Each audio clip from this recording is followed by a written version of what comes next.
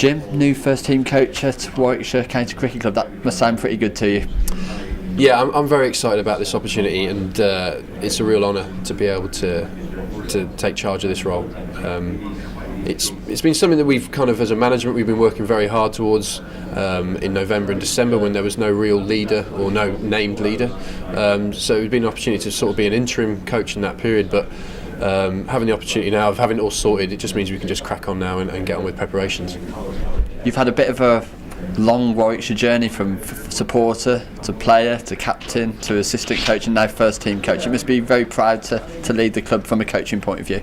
Yeah, and this club means a lot to me, but it means a lot to a lot of people, especially in management and the players as well. So, yeah, being a player and a captain, and then being a coach for the last two and a half years, to get this opportunity, yeah, it means a lot. But I know that there's a lot of expectation, there's a lot of work to be done, and just looking forward to that challenge and doing that, really. I guess the hard work starts straight away. I think the players back in next week, if I'm right. No, back today. They're back today. They're doing fitness testing. So they came back in November for 6 weeks, and we've broke for Christmas. So they've had fitness testing today, and we've got a 6-week block coming now. And the guys look in good place. It's good to see some faces over Christmas and have a bit of a break after a tough sort of first slot before Christmas. But guys are ready. As a management now, it's just getting that right mix of getting them in a good place just before pre-season, really. Obviously, 3 main formats last year. The Royal London One Day Cup was the big success story. We'll just look at that first if we can. Does the fact that your holders put a little bit of extra emphasis on that this season? Yeah, it always has that. It always has that about it, that you've obviously been in the final and you've won the trophy, but really it shouldn't really be an issue. It's going to be in a block early season, which is going to be different. Usually the 50 over comp's been later in the year, so in terms of conditions in England in that time of year, it could be a slightly different comp. So we're being aware of that and working out where our strengths were in previous years and how we can utilise that this year. So that's part of the planning that we've got going now. Do you welcome the fact it's in a block and you can put pretty much all your focus on that, rather than last few seasons it's been a 1-day game after a 4-day game and probably a T20 2 days later? Yeah, it's a real challenge. As a player, they get used to flipping from one form to the other. So I think actually having it in a block, you'll be able to focus your skills and your mindset and your plans on that specific area. There will be some times where there's a 4-day game put into amongst those fixtures, but yeah, I think you'll see a bit more consistency in those competitions. How big a priority is T20 this year? Finals Day is obviously here year on year, and I guess there's a bit of a void when there's a Finals Day without Warwickshire.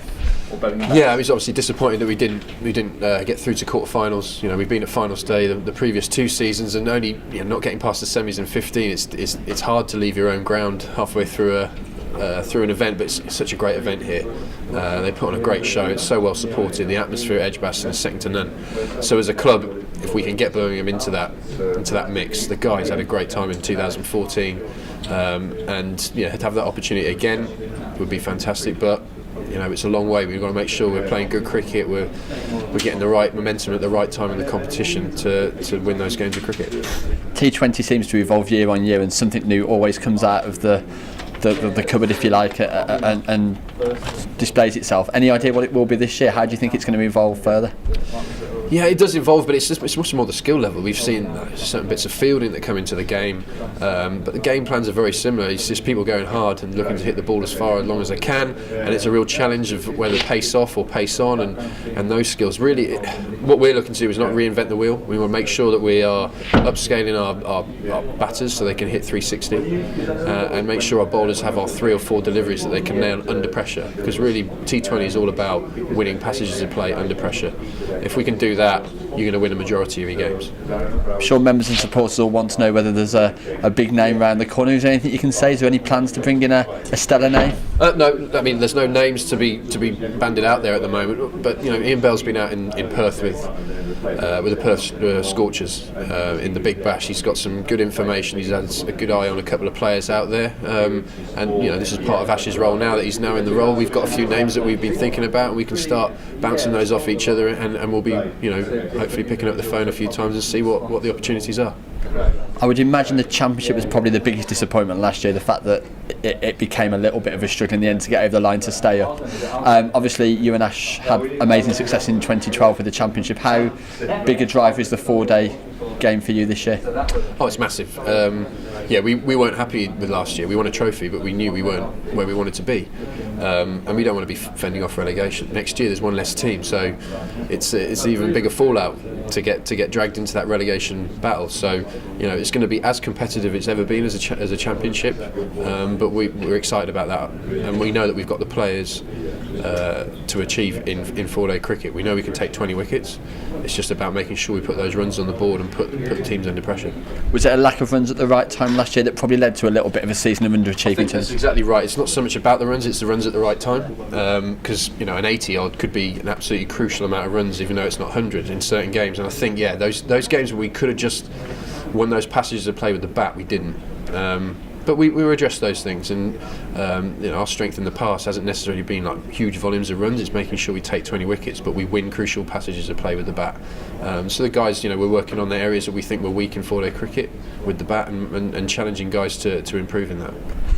And it's very, very difficult to challenge in all three departments of the game, but I guess if there's one squad that's capable of doing it, possibly is Warwickshire straight Birmingham Bears. Yeah, and you look at teams that won the Championship in the last few years, the likes of ourselves and Yorkshire and Middlesex, Nottinghamshire. We're the only club that's actually got over the line in the T20 comp as well. It's very hard to make sure you've got a strong 4-day squad as well as a T20, and we've managed to do that. It's not going to last forever. We've got to make sure we're still driving on, and we make sure we upskilling our younger players. But I still think that we've got that opportunity in that window with this group of players to achieve in all three forms. Is there a priority format this year or not? No, I mean, look, 4-day cricket is very important to this club, but we understand, look, we want to win trophies. 2 out of 3 of them are white ball competitions, so we're not going to be turning our back on white ball. We will make sure that we are, those first 3 championship games we've got, we nail those, and then we're into the 50 over comps. We need to be in a good place for that. And I guess it's roll on the start of April and let's get cracking. It is, yeah. Make sure that sometimes this time of year, it's miserable weather, it's cold. The guys are putting in hard work, and it's this is the time you put that groundwork in. So when you get into April and when even moving into August, you're in a great place. And it's because of the work you put in now. So the guys are very much focused. At least we've turned the corner now past Christmas.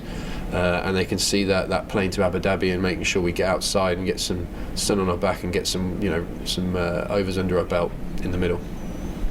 Just one final one on a slightly different subject. Ian's obviously out playing for Perth in the Big Bash. I'm sure you've watched a little bit of him. How impressed have you been? Very. It doesn't surprise me that he's done well. Justin Langer picked him for a reason. They've got quality up front there with the likes of Klinger and himself and Marshy. I think he's only done what we know he's capable of doing, but he's picking up some skills. He's actually learning to develop his game, which for someone who's achieved what he has in the game, the fact that he's still hungry to do that is very impressive. And he's got some gems to bring back with him as well. So it'd be good to, once we do get him back, hopefully we'll get him back later Jan, because that means they've got to the final. But so far there's been nothing but positive stuff coming back from him. And as you say, it's going to be a huge benefit to the team next year, as he's been in what is arguably the biggest stage of T20, and he can bring back some real pearls of wisdom. Yeah, absolutely. I mean, look, we look at the Big Bash and you think as a competition it's rivaling the IPL hands down, and it's good to see that he's scoring runs with a couple of stickers on the back there, with the old Selco stickers going as well. But yeah, he's done what we know he's capable of, but as long as he can bring back some of that information and some of those skills and those game plans, those tactics, I think it'll benefit Birmingham.